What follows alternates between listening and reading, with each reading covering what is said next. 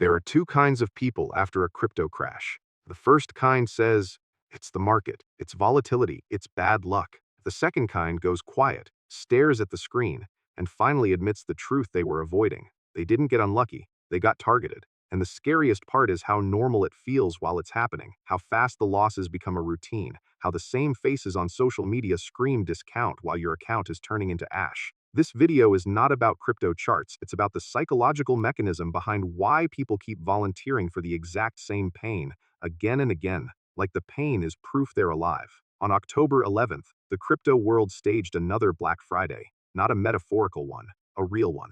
In hours, the total market value evaporated by something like $125 billion.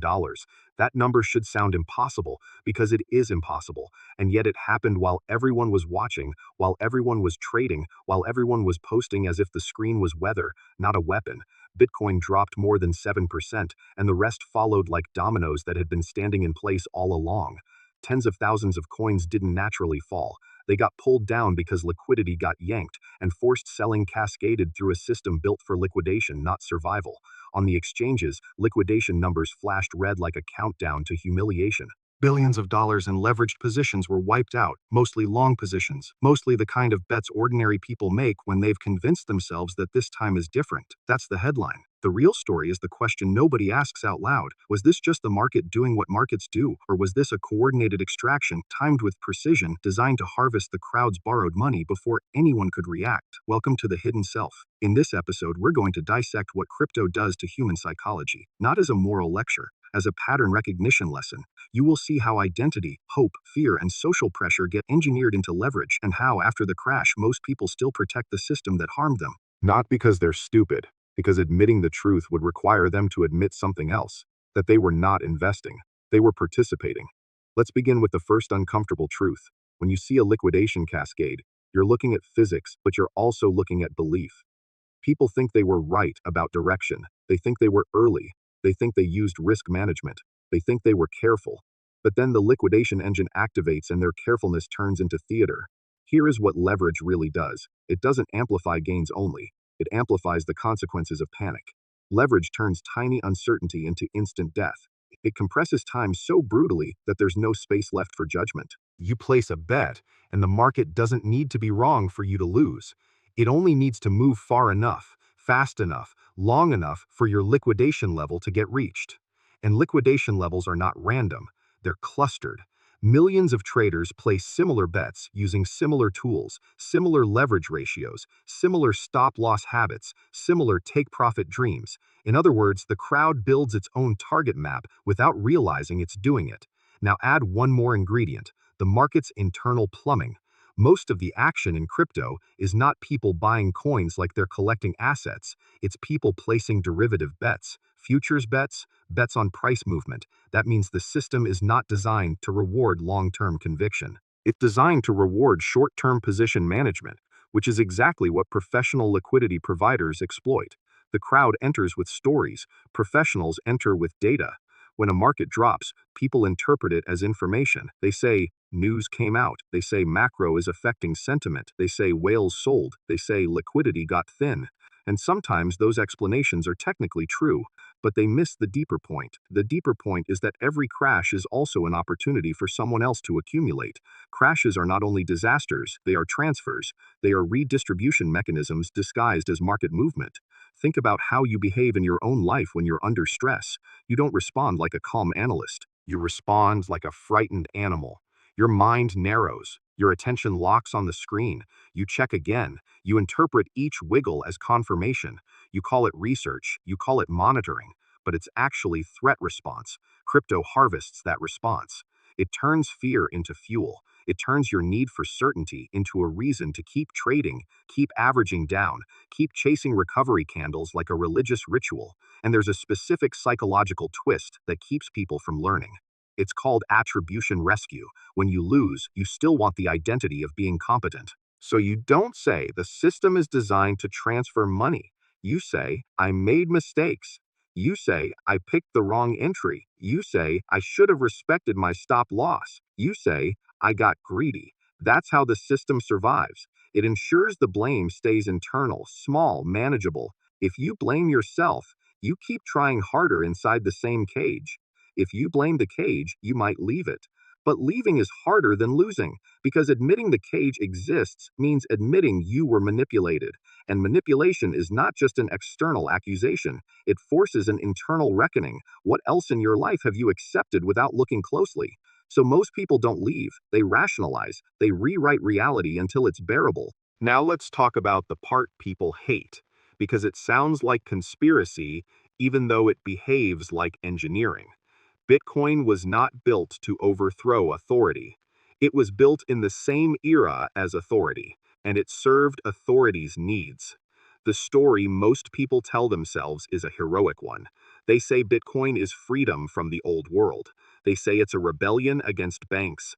They say it's the decentralized alternative. They say it's the escape hatch from inflation and control. And yes, at a technical level, there are real mechanisms here. But politics is not an algorithm. It's incentives, it's power distribution, it's who benefits when volatility spikes and liquidity moves. If Bitcoin is free, why does it still behave like a tool whose timing aligns with macroeconomic policy? Why does it rally when the system floods with liquidity, then bleed when conditions tighten? Why does it respond so reliably to interest rate narratives, risk on and risk off waves, and global financial stress? People will argue about correlations, but the behavior is too consistent to ignore. Crypto isn't only reacting, it's participating. And here's the uncomfortable part. Participation means integration.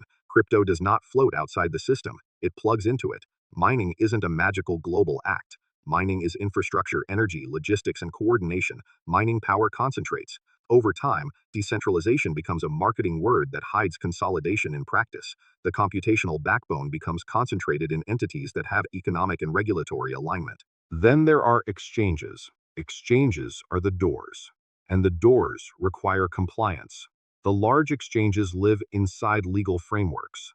They don't exist in a lawless universe. They exist under governance. They are regulated channels for liquidity and custody. That means state power can touch the flow of assets when it wants. And if states can touch custody and compliance, then freedom is conditional, not absolute. But the most important truth is this. Even if the code is public, the market structure is where control lives. Control isn't only about who can change the protocol, control is about who can influence execution. Control is about who controls liquidity depth, who can anticipate order flow, who can see where stops sit, who can accelerate liquidation thresholds, who can shape volatility. In other words, freedom isn't just code. Freedom is market access. Freedom is being able to make a trade without being exploited by the structure of that trade. Crypto's structure is built for exploitation. You don't need to hack anyone. You just need to understand how crowds behave and how liquidity behaves. That brings us to the third truth, the one that feels too intimate. The crowd psychology is predictable enough to be monetized. In the crypto ecosystem, much of what looks like investment is actually gambling behavior wearing a high-tech costume. 10 years ago, many people entered with a dream. They bought Bitcoin like it was a revolutionary object. They believed technology would replace banking. They believed early adoption meant destiny. They believed they were joining history.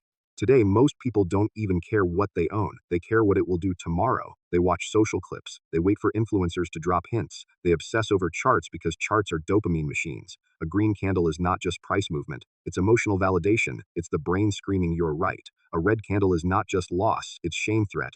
It's the brain screaming you're exposed. So people chase. When people chase, they buy momentum. When they buy momentum, they become fuel for the next move. And when the move becomes too crowded, the same crowd that fueled the pump becomes the crowd that fuels the dump. This is why crypto flips from optimism to panic so quickly. The emotional engine is the same engine that powers addiction. Let's make it personal. Have you ever noticed how when you're trying to recover from a mistake, you become more irrational? Not less, more. Because admitting the mistake would hurt too much, so your brain tries to fix it with action. Action feels like control. Action feels like redemption. Crypto crashes turn that psychological impulse into a trading strategy. People try to win it back. They average down. They re-enter too soon. They increase leverage because they feel entitled to relief. Their risk changes because their emotions change. And market makers don't need you to be dumb. They need you to be human. They need you to want certainty. They need you to want a story that makes the pain meaningful. They need you to want to believe that if you just hold one more candle, you'll escape the consequence of your previous decisions. That's the trap, not a technical trap, an emotional one. Now let's go deeper into the mechanism everyone avoids. The market isn't random. It's staged around liquidity. When most people trade, they think of it as a conversation between buyers and sellers, but the real conversation happens behind the scenes, between order flow and execution systems. In derivatives-heavy markets, a huge portion of volume is not even about owning, it's about betting. It's about opening positions that will be liquidated if price moves through a threshold. That means liquidity becomes a hunting ground. Imagine thousands of people placing stop-loss orders near the same levels, not because they agree, but because they use similar charts, similar indicators, similar risk templates. That cluster creates a path of least resistance for the price to move if someone pushes it. So what happens? The price moves just enough to trigger the crowd's safety mechanism. Stops fire, liquidations begin. Liquidation orders create market buys or market sells depending on leverage direction, which then accelerates the next move. This is how a small push becomes a large cascade. A casino doesn't need to rig every spin. It only needs to control the conditions under which losing decisions cluster. In crypto, those conditions cluster around leverage and crowd positioning. Market makers and large liquidity providers can profit without winning every trade. They profit by being at the right place at the right time when the crowd's forced behavior kicks in. And here's where your hidden self shows up. Your hidden self is the part that wants to be special. The part that wants to believe you can step outside the rules other people suffer under.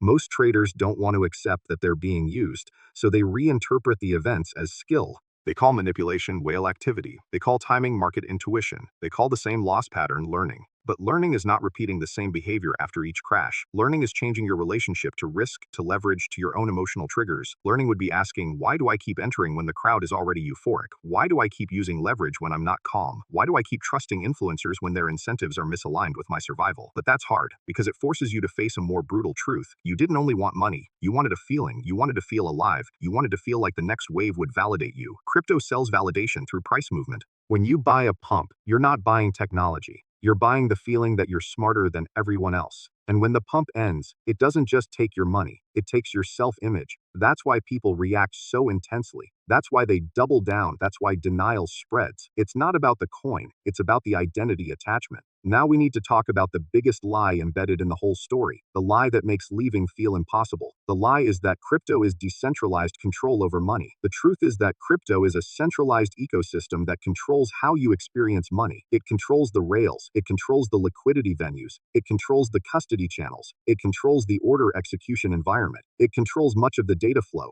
it controls which narratives reach you first. It controls the emotional temperature through influencers and coordinated messaging.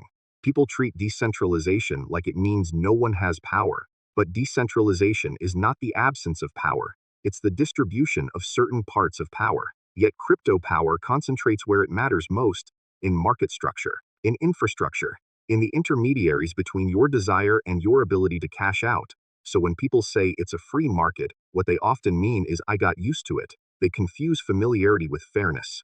And fairness is not what you should expect from a system built around taking advantage of predictable human stress responses. When the economy tightens, crypto often bleeds. When liquidity expands, crypto rises. That timing isn't just economic, it's narrative. The system becomes an amplifier for whatever the world is already doing. You can think of it like this. Crypto is a financial instrument that magnifies liquidity conditions into psychological rewards and punishments. During pumps, the crowd feels invincible. They post wins. They talk about freedom. They talk about the future. They talk about not being like the old world. During dumps, the same crowd goes silent or screams accusations. They blame each other. They blame bots. They blame bad actors. They blame news. They don't blame the structure that made their losses predictable. So the system cycles. It cycles because the crowd keeps renewing its willingness to gamble. And that brings us to the fourth truth, the one that's darkest because it's the most personal. Crypto doesn't survive because of code. It survives because of addiction to risk and the fear of missing out on a life you think you deserve. A certain kind of person enters because they believe they're underpowered in the real world. Maybe you feel your job doesn't pay enough. Maybe you feel society doesn't reward effort. Maybe you watched family members struggle and you promised yourself you'd escape that fate. So when crypto